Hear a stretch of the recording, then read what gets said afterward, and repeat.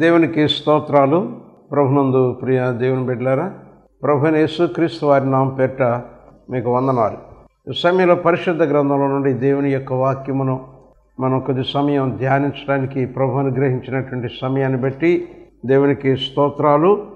అపోస్తలుడైన పౌలు తిమోతికి రాసిన 2వ పత్రిక 3వ అధ్యాయం 5వ వచనంలో రాయబడినటువంటి వాక్యం, పైకి భక్తి గల వారి వలె ఉండియు దాని శక్తిని ఆశ్రయించని వారునై యుందురు, ఇట్టి వారికి విముఖుడవై ఉండుము.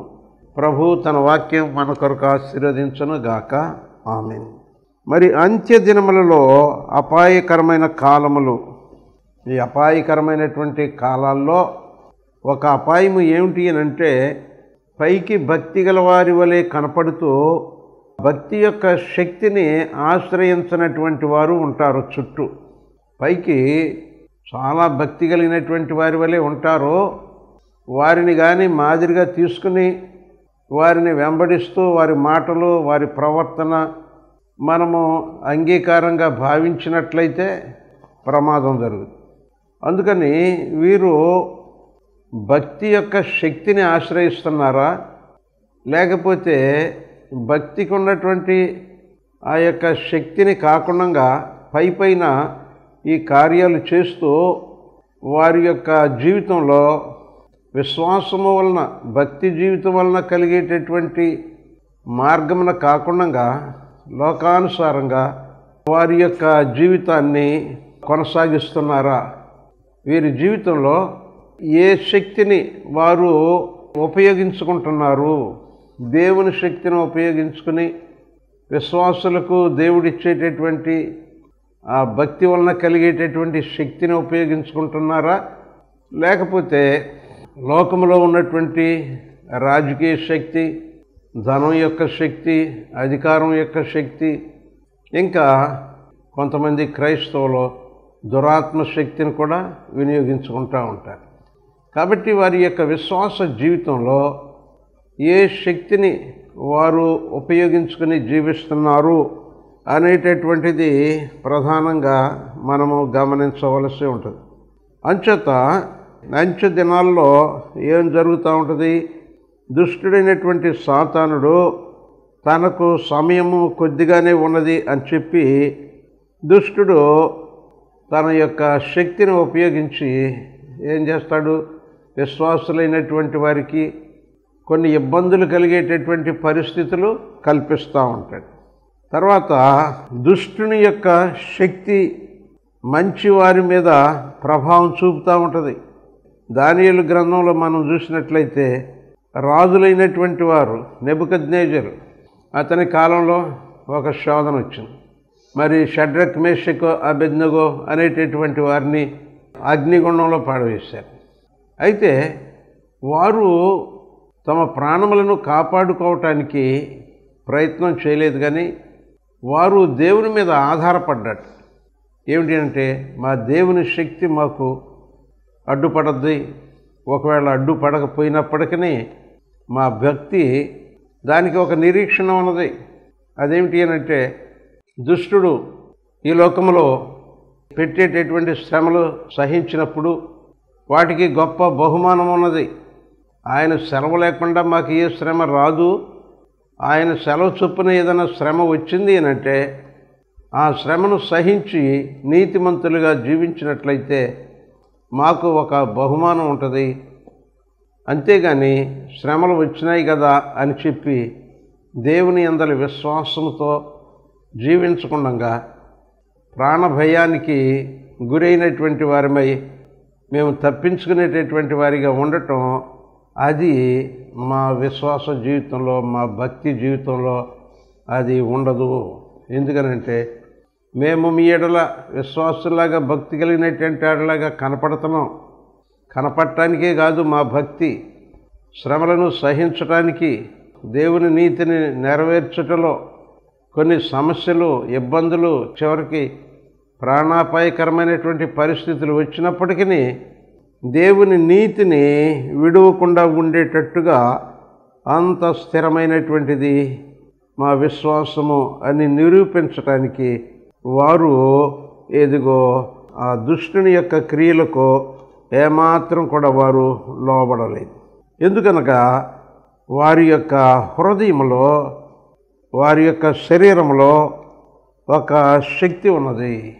వారి యొక్క విశ్వాస జీవితం ఏం చేసిందంటే పైకే విశ్వాసులాగా కనపడటం కాదు, వారి విశ్వాసము వలన వారికి ఒక శక్తిని వనగూడేటట్టు చేసింది.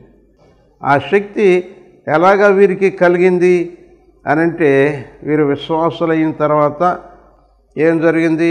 అపోస్తల కార్యం 1వ అధ్యాయంలో 8వ వచనంలో మనం చూసినప్పుడు, అయినను పరిశుద్ధాత్మ మీ మీదికి వచ్చినప్పుడు మీరు శక్తి నొందెదరు. ఈ శక్తిని పొందినటువంటి విశ్వాసులు వీరు. మరి కొంతమంది ఈ పరిశుద్ధాత్మ అభిషేకం లేక పరిశుద్ధాత్మ యొక్క నింపుదల కొరకు, పరిశుద్ధాత్మ యొక్క శక్తి కొరకు ఆశపడకుండా వారు మారు మనసు పొందుతారు, బాప్తిసం తీసుకుంటారు. ఇక అక్కడితో వారు విశ్వాస జీవితాన్ని కొనసాగిస్తూ ఉంటారు. అయితే దేవుని యొక్క వాక్యంలో మీరు బాప్తిస్మము పొందుడి, అప్పుడు పరిశుద్ధాత్మను వరము మీకు అనుగ్రహించబడుతుంది అని ప్రభువు చెప్పాడు. దేవుని యొక్క వాక్యం ఆ యొక్క పేతురు తెలియజేస్తూ ఉంటాడు. అయితే పరిశుద్ధాత్మ వరము అనగా పరిశుద్ధాత్ముడు నాకు వరముగా అనుగ్రహించబడ్డాడు కాబట్టి ఆ పరిశుద్ధాత్ముడికి నా జీవితాన్ని అప్పగించి ఆ పరిశుద్ధాత్ముడే నన్ను నడిపించాలి, అప్పుడు నా వలన కానటువంటి గొప్ప కార్యములు ఆ పరిశుద్ధాత్మ దేవుడు తన శక్తి వలన జరిగిస్తాడు అనేటటువంటి రీతిగా పరిశుద్ధాత్మకు అప్పగించుకుని జీవించేటటువంటి జీవితం అయినట్లయితే వారు దేవుని శక్తిని ఆధారం చేసుకున్నటువంటి వారే. వారు పైకి భక్తిగానూ ఉంటారు, తర్వాత దేవుని శక్తిని కూడా వారు ఆధారం చేసుకున్నటువంటి వారిగా ఉంటారు. తర్వాత దేవుని యొక్క వాక్యంలో మనం చూస్తే మనకు ఒక శక్తి కలిగినటువంటి ఆయుధముగా దేవుడు తన వాక్యాన్ని ఇచ్చాడు.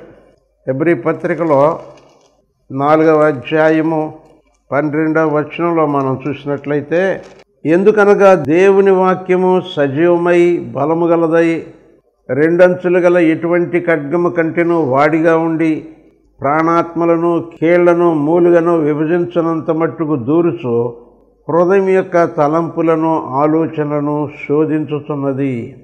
దేవుని యొక్క వాక్యము మనకు అంతరంగ బలమునిస్తుంది. పైకి మనము భక్తి కార్యాలు, నీతి కార్యాలు, లేకపోతే సంఘం యొక్క సహవాసం యొక్క మరి పద్ధతులను అనుసరించి మనం నడుచుకుంటూ ఉండటం, అది పైకి భక్తి. అయితే దేవుని యొక్క వాక్యానుసారంగా జీవించడం అనేటటువంటిది ఆ భక్తిలో ఉన్నటువంటి శక్తి మనకు అనుగ్రహింపబడతా ఉంది. ఈ దేవుని యొక్క వాక్యం ఏం చేస్తుందంటే మన హృదయంలో ఉన్నటువంటి చెడుతనమంతటిని మరి విభజించేసి మరి హృదయం యొక్క తలంపులు ఆలోచనలన్నింటినీ శోధించి మనము పరిశుద్ధపరచబడినటువంటి వారిగా ఉండేటట్లు దేవుని యొక్క వాక్యం యొక్క బలము ఎలాంటిది? అది రెండంచులు కలిగిన ఎటువంటి ఖడ్గము కంటేనూ వాడిగా ఉండేటటువంటి ఆ బలము మనము దేవుని యొక్క వాక్యానుసారంగా జీవించినప్పుడు మనకు లభిస్తాం. కనుక పైకి భక్తి కలిగినటువంటి వారి వలె ఆ యొక్క కార్యక్రమాలు, క్రమాలు వీటిని నెరవేరుస్తారు. అయితే అంతరంగంలో ఆ భక్తి, ఆ విశ్వాస జీవితము ప్రయోజనకరంగా ఉండాలి అని అంటే దేవుని యొక్క వాక్యానుసారంగా జీవించినటువంటి వారికి ఉండదు. అందుచేత కొంతమంది జీవితంలో ఏం జరుగుతుందంటే వారు విశ్వాసులే, భక్తి కలిగినటువంటి వారి వలె కనపడుతూ ఉంటారు, కానీ వారు శోధనలో జయించలేనటువంటి వారిగా ఉంటారు. దేవుని యొక్క జ్ఞానము పొందినటువంటి వారిగా ఉండలేరు. దేవుని యొక్క వాక్యము చదవటం, ధ్యానించటం, ఆ వాక్యములో ఉన్నటువంటి సత్యమును గ్రహించి దానిని తమ జీవితంలో అన్వయింపజేసుకోవటం, ఆ వెలుగులో నడవటం అనేటటువంటి వాక్య ప్రమేయం లేకుండా, వాక్యానికి ఆ జీవితంలో తావు లేకుండా ఆ విశ్వాస జీవితాన్ని కొనసాగిస్తూ ఉంటుంటే ఆ వాక్యము ద్వారా దేవుడు మనకు అనుగ్రహించేటటువంటి ఆ శక్తి అది తగ్గిపోదు. ఆ శక్తి మనకు దొరకదు. అందుచేత అంతరంగ శక్తి, దేవుని యొక్క ఆత్మ ద్వారా వచ్చే శక్తి, దేవుని యొక్క వాక్యం ద్వారా వచ్చేటటువంటి శక్తిని మనము కలిగి ఉన్నప్పుడు ఏమవుతుందంటే పైకి భక్తి కలిగినటువంటి వారి వలె నటిస్తూ తమ జీవితాన్ని మోసపుచ్చుకునేటటువంటి వారి వలె ఉండకుండా మనము ఆ యొక్క శక్తిని ఆశ్రయించి ఈ లోకంలో శోధనలు జయించి ముందుకు సాగేటటువంటి వారిగా మనం ఉంటాం. తర్వాత మనం చూసినట్లయితే ప్రార్థన ద్వారా దేవుడు మనకు శక్తిని అనుగ్రహిస్తాడు. మన విశ్వాస జీవితంలో ప్రార్థన యొక్క బలము, దైవజనులు ఏమంటారంటే prayer house is power house అంటారు. ప్రార్థన చేసేటటువంటి సమయంలో ఏమవుతుందంటే దేవుడు తన శక్తిని పంపిస్తాడు. ఆ దైవ శక్తిని ప్రార్థన ద్వారా మనం పొందినటువంటి వారమై ఆదిమ సంఘములో అపోస్తులు కూడి ప్రార్థన చేసినప్పుడు వారికి ఎదురైనటువంటి అనేక సమస్యలు, ఆ సమస్యలను ఎదుర్కొని దేవుని సువార్త ప్రకటించాలి. వారి సమస్యలను జయించేటటువంటి బలం కావాలి. తర్వాత ఆ సమస్యలకు, వారి యొక్క బెదిరింపులకు బెదరక ఉండేటటువంటి ధైర్యం కూడా కావాలి. మరి ఇది ఎట్లా వస్తుంది అనంటే ఆదిమ సంఘము వారు ప్రార్థన చేశారు. అపోస్తుల కార్యం 4వ అధ్యాయం 31వ వచనంలో వారి యొక్క ప్రార్థన ఏమిటి అనంటే, ప్రభువా, ఈ సమయమునందు వారి బెదిరింపులు చూచి రోగులను స్వస్థపరచుటకును నీ పరిశుద్ధ సేవకుడైన యేసు నామము ద్వారా సూచక్రియలను మహత్కార్యములను చేయుటకును నీవు చెయ్యి చాచి ఉండగా నీ దాసులు బహుధైర్యముగా నీ వాక్యమును బోధించినట్లు అనుగ్రహించుము అని వారు ప్రార్థన చేశారు. వారు ప్రార్థన చేయగానే వారు కూడి ఉన్న చోటు కంపించెను. అప్పుడు వారందరూ పరిశుద్ధాత్మతో నిండిన వారై దేవుని వాక్యమును ధైర్యముగా బోధించరు. కాబట్టి దేవుని యొక్క వాక్యము ధైర్యంగా బోధించటం అనేటటువంటిది అది విశ్వాసి యొక్క అంతరంగ శక్తి. మరి పైకి భక్తి కలిగినటువంటి వారి వలె ఉండి ప్రార్థన అనుభవం లేనటువంటి వారు ఏం చేస్తారంటే దేవుని యొక్క వాక్యాన్ని ధైర్యంగా బోధించలేరు. ఏవైనా ఆటంకాలు, అభ్యంతరాలు వచ్చినాయి అంటే వాటిని ఎదుర్కొనేటటువంటి అవకాశాలు ఉన్నప్పటికీ ఆ బెదిరింపులను చూసి ఇక వీరే సద్దుమణిగిపోయేటటువంటి వారిగా ఉంటారు. అందుచేత శక్తి పొందాలి. అంత్య దినములలో పైకి భక్తి కలిగినటువంటి వారి వలె ఉండటమే కాదు, అంతరంగములో ఆ భక్తి జీవితానికి ఉన్నటువంటి శక్తి వచ్చి మనను విశ్వాసులుగా, సాక్షులుగా లేక సంఘ నాయకులుగా నిలబెట్టాలి, బలపరచాలి అని అంటే మనకు ఆ బలం ఎక్కడి నుంచి వస్తుందంటే ప్రార్థన ద్వారా మనకు బలం వస్తుంది. పరిశుద్ధాత్ముడు మనలను బలపరుస్తాడు. దేవుని యొక్క వాక్యము ద్వారా మనం బలపడతాం. తర్వాత ప్రార్థన ద్వారా మనం బలపడినటువంటి వారిగా ఉంటాం.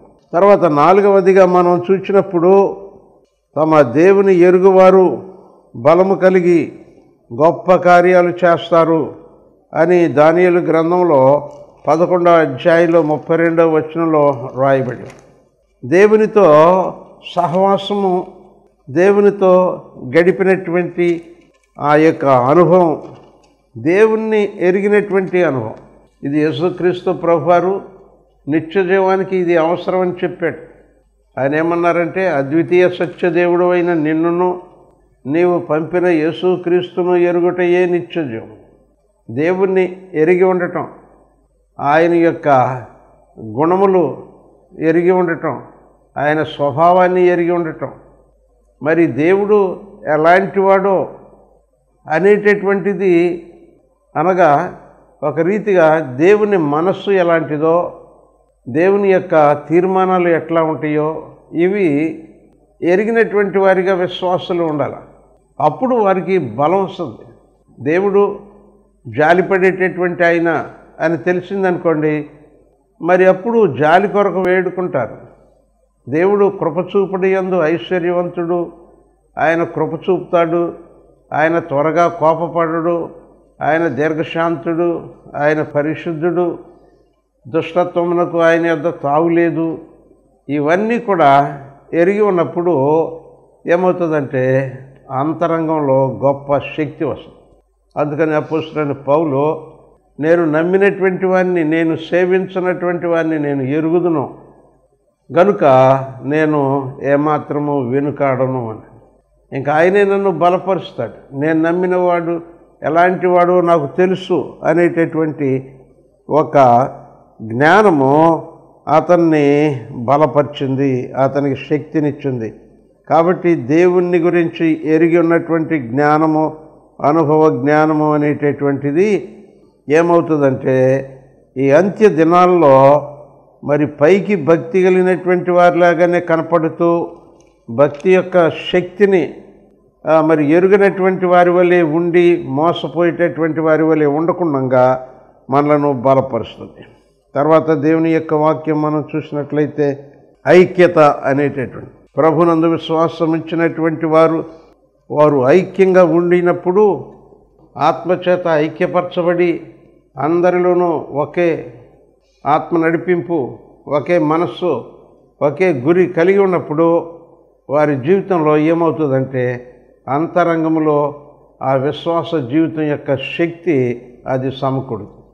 అంచేత దానియేలు కాలంలో జ్ఞానులైనటువంటి వారందరి మీదకి ఒక శోధన వచ్చింది. అప్పుడు దానియేలు ఏం చేశాడు? తన స్నేహితులందరినీ పిలిపించుకొని మనమందరం కలిసి ప్రార్థన చేయాలి, ఆ ప్రార్థన ద్వారా ఇదిగో ఆ నెబుకద్నెజరుకు కలిగినటువంటి కళ ఏమిటో, దాని భావం ఏంటో మనం తెలుసుకోవాలి అని చెప్పి తన స్నేహితులను పిలిపించి వారందరూ కలిసి ప్రార్థన చేసినప్పుడు ఏమైంది అనంటే మరి ఆ యొక్క సమస్య పరిష్కారం అయిపోయింది. దేవుడు దానియేలుకు నెబుకద్నెజరు కళ ఏంటో బోధించాడు, దాని అర్థం ఏంటో కూడా బోధించాడు. అందుకని జ్ఞాని అయినటువంటి ప్రసంగి ఆయన ఏమంటాడంటే 3 పేటల తాడు బలముగా ఉంటుంది. ఒంటరిగా ఉండేటటువంటి దానికంటే మరి 2-3 కూడి ఒక అంశం నిమిత్తము, ఒక సమస్య నిమిత్తము మరి బలముగా వారు ప్రార్థన చేసినప్పుడు మరి ప్రభు చెప్పిందేంటి? ఎక్కడ నా పేట 2-3 ఏకీభవించి ఉంటారో వారి మధ్య నేను ఉంటానని చెప్పి.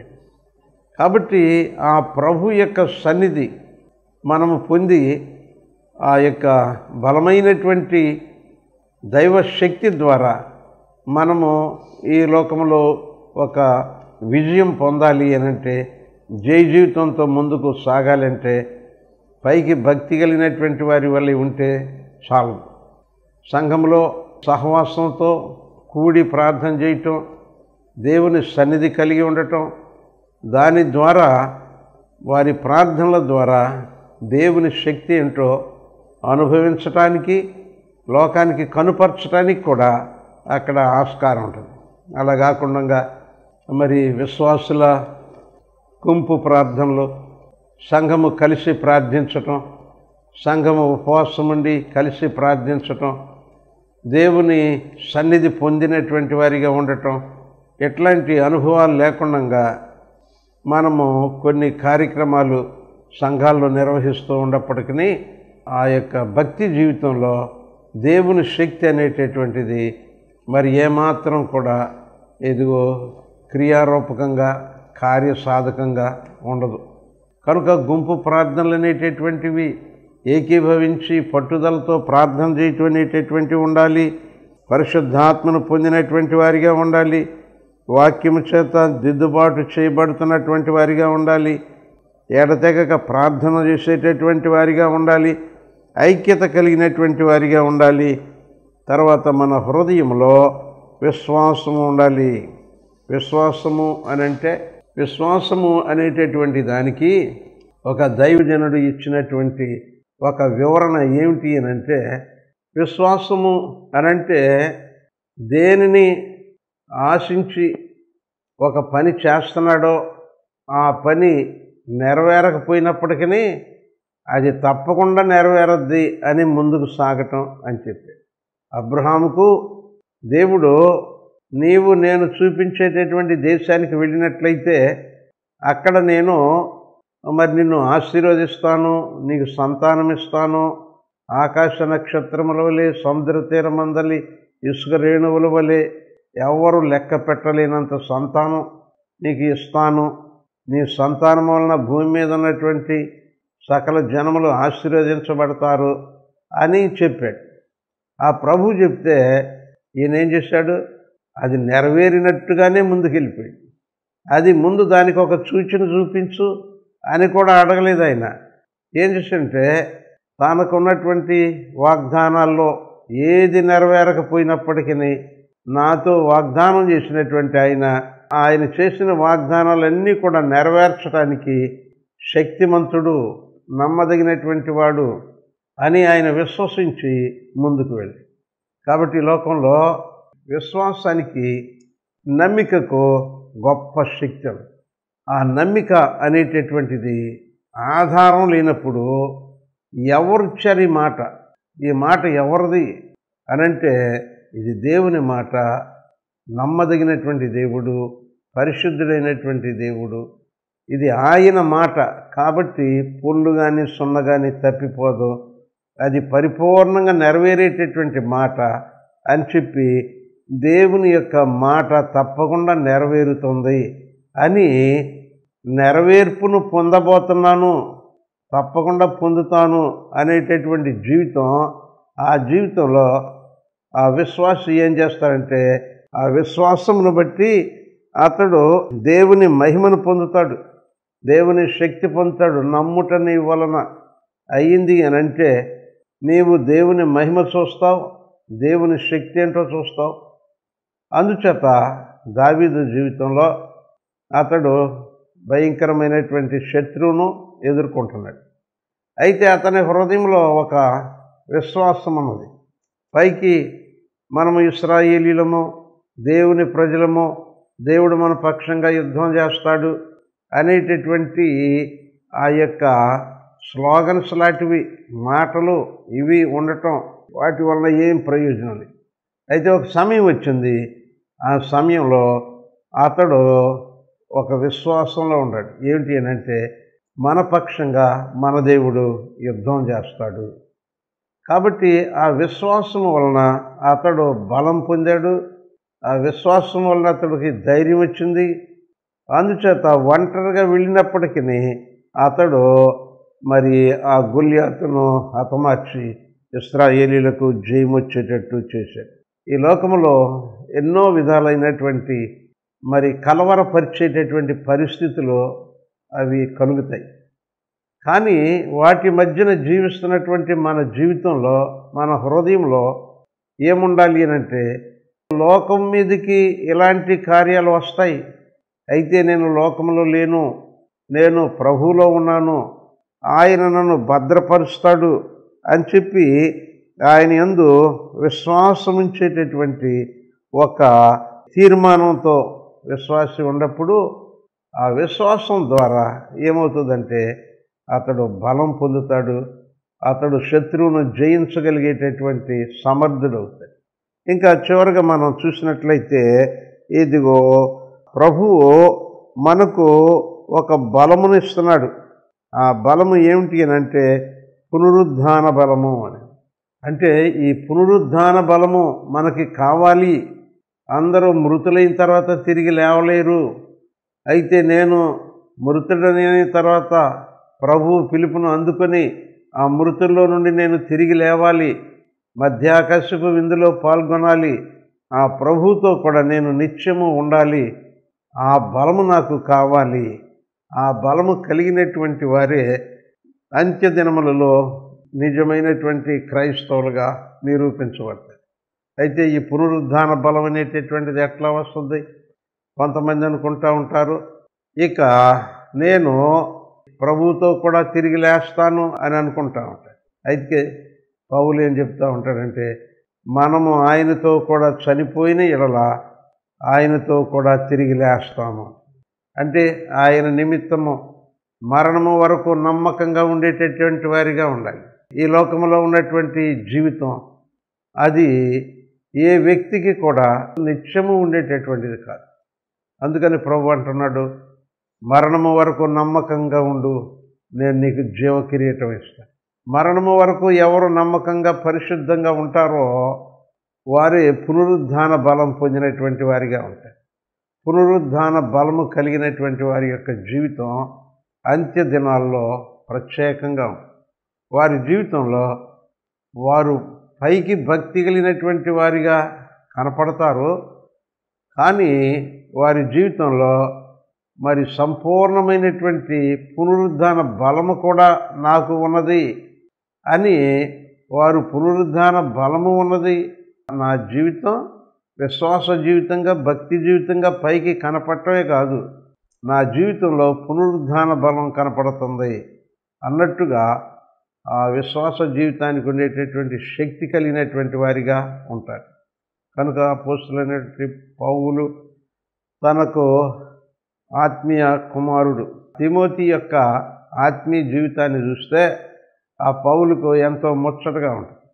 అందుకని ఆయన్ని హెచ్చరిస్తూ, లోకంలో చాలామంది భక్తి కలిగినటువంటి వాళ్ళ కనపడతారు, కానీ ఒక సమయం వచ్చేప్పటికి లోకాన్ని ఆశ్రయిస్తారు, ఒక సమయం వచ్చేప్పటికీ చీకటి శక్తులను ఆశ్రయిస్తారు, ఒక సమయం వచ్చేటప్పటికి వారు రాజకీయాల్లోకి వెళ్ళిపోతూ ఉంటారు.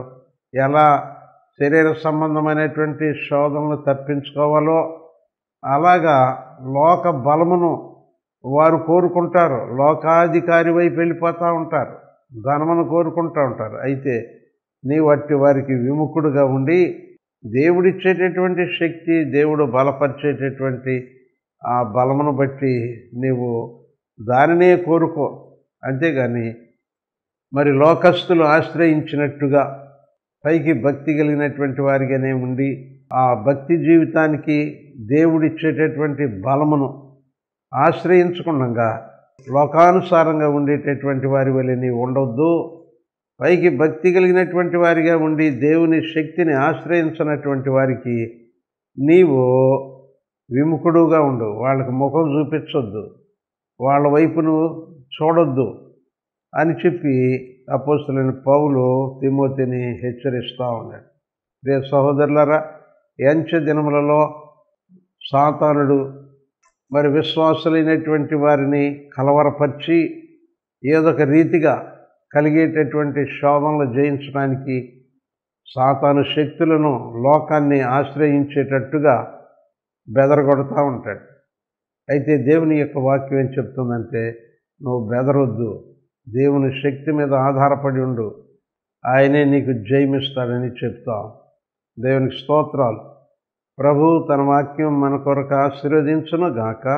ఆమేన్. ప్రార్థన చేస్తాం. దయగల యేసయ్యా నీకు వందనాలు, స్తోత్రాలు.